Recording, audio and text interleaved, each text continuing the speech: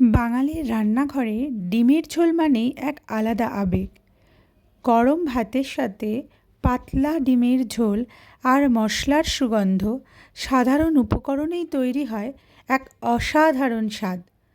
আজ শেয়ার করছি ঘরোয়া স্টাইলে সহজ সুস্বাদু ডিমের ঝোলের রেসিপি, যা ছোট বড় সকলেরই পছন্দ হবে।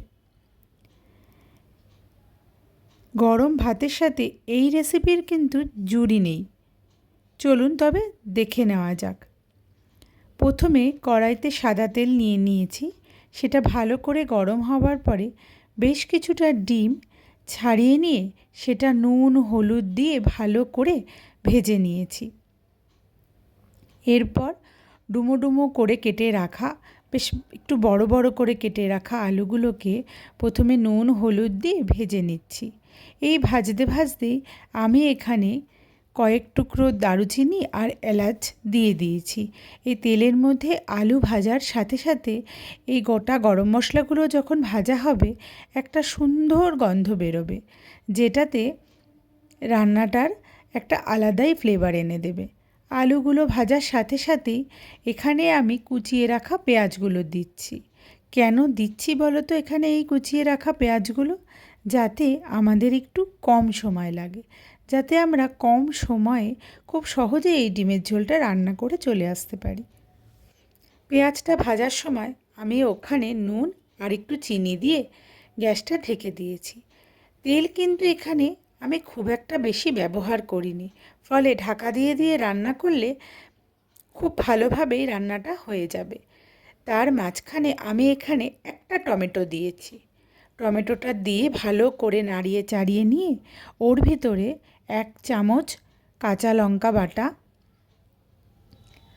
2 চামচ মতো আদা, 1 চামচ রসুন বাটা দিয়ে দিচ্ছি, 1 চামচের মতো জিরে গুঁড়ো দিয়ে নুন হলুদ এগুলো দিয়ে ভালো করে কষিয়ে নিচ্ছি।